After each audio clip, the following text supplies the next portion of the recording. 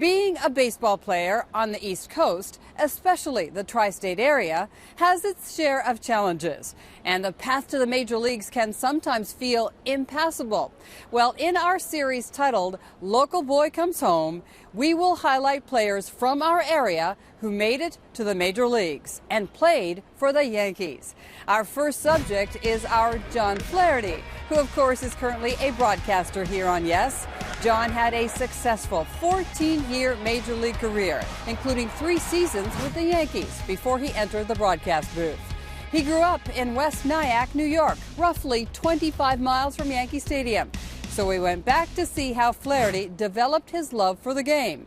And it all began on a quiet street in Rockland County.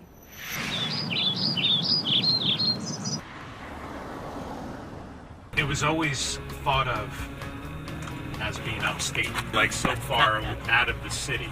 And then obviously now raising my kids here, you realize that it's not as far upstate as we originally was. This is 5 Sable Court, the house that I grew up at.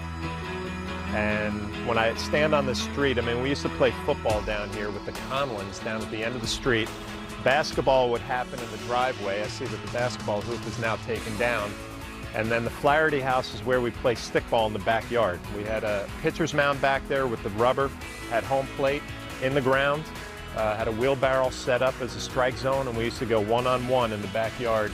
Not only my older and younger brother, my older brother Jay and my younger brother Keith, but all the kids on the street used to come here to play stickball in the backyard. To go at it for hours after school back there in the weekends and, you know, have stickball tournaments, the whole 9 yards. And my brother had a pretty good breaking ball. It was the first time I learned how to hit a curveball and didn't do a very good job at it. So that's where it all began, in that house and more importantly in the backyard. I mean, it looks so much different now. The garden wasn't there, but we'd have a pitcher's mound right in the middle. A home plate was right off of the corner of the house. And there used to be these big pine trees that went all the way up in the backyard. And if you hit a fly ball, that would hit those trees. Obviously, it was a home run, and everything in between, single, double, and a triple. There's also a window in the back that we used to break a lot when we used to be a little wild with the tennis ball. All right, we're at Rich Seska Field, and one of the coolest things for me coming back to this field, it was actually known as Dexter Field when I played here. But Rich Seska was my head coach, my 10, 11, and 12-year-old year here at West Nyack Little League. So to walk up here and see his name on the field obviously is really cool. He was a tough guy who worked his kids really hard and taught them the right way to play the game, and we had a lot of success out in this field, and obviously his name out here, well-deserved. All right, when I walk up to the stands and I see the field, the first thing I think of is that the playing surface looks identical to what I remember it being when I was back here a long time ago. I remember the blue behind home plate. It reminded me of the Yankee Stadium blue, the old Yankee Stadium blue that, you know, been to a few games when I was a kid. And the fields weren't there out in the outfield, but the playing surface and all the signs, it looks exactly how I remember it with the dugouts. These bleachers are actually pretty funny because my dad and mom used to sit up here, and my dad was one of those Little League fathers who would yell and scream and get really animated, and when things were going well, you knew exactly who was rooting. That was my dad, Jim Flaherty, up there. And then you could picture my shy, reserved mom sitting right next to him, probably so embarrassed that her husband was yelling and screaming for her kids out here. But I remember these bleachers just as much as I do remember that field, because there were times he embarrassed me too with some of the stuff that he said up there. But some great memories seeing your parents up there enjoying, not only myself, my older brother, my younger brother playing some Little League games out here. Came up to this field as a 10-year-old playing in the majors, and I caught for 2 years when I was 10 and 11. So a lot of memories of that home plate. And then when I was 12, Rich Seska moved me to the pitcher's mound and also to first base. We had a big year that year when I was 12 years old. I think 25-0, won the Tournament of Champions, and had a lot of success out on that field. I remember walking through these doors having no clue what was going to happen. I remember that. Don't get into any trouble. John's been a great ambassador to St. Joe's in a lot of different ways. He's been involved in the creation of our media center and our television studio.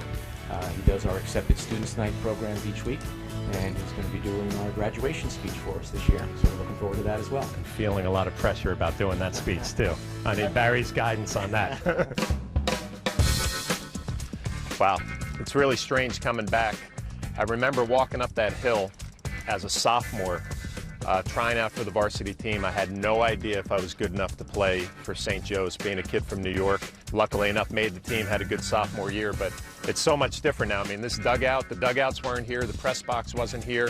I remember the overhang on the backstop. And if you look out to the outfield, I mean, we had the wall out in right field, which obviously lefties, I mean, 340, it's a pretty good poke. But all out in left center field, we didn't have any of the fences out there. It was all wide open. It's just completely different. But, you know, obviously this program has done so well over the years, and now the facility is top-notch. This is where it all began. This is where I actually started believing that I had a chance to play in college. I didn't have any aspirations that it would go any further than that, but being able to compete, make this team play really well in the state of New Jersey and win 20 games every year, I started believing maybe Division I was going to be a possibility. Well, this is where I did a lot of my work here behind home plate. But you know what? This view looks the same as exactly how I remembered it, except for the fence out in left center field. I used to run around the bases, did not hit anything to the right side. The way my big league career played out, it was the same way in high school.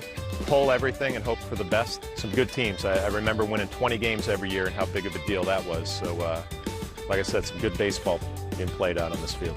Yeah, I vividly remember the locker room being back in the school, from this perspective, the left part of the school. And we'd have to walk out of the locker room, a long walk up this hill. And I remember the tryouts for the varsity team and thinking to myself, I have no idea if I could play at this level of high school baseball. So I've seen pictures of this on Twitter, but never actually physically seen it. So I'm pretty proud that that's the first name, though. The first one that they put up there is pretty cool. I wore number 6. I had a little thing for Steve Garvey. He was one of my favorite players, so I tried to get number 6. Wore that in high school, wore it in college, and then in pro ball had a little difficult time getting number 6. And we know why I couldn't wear 6 with the Yankees. The manager, the big shot, had it then. So. Well, first of all, I didn't go to St. Joe's for the baseball. I went there because all of my buddies from St. Anthony's were going to St. Joe's. Athletically, I knew it was a tough school. The baseball program was excellent, basketball, football.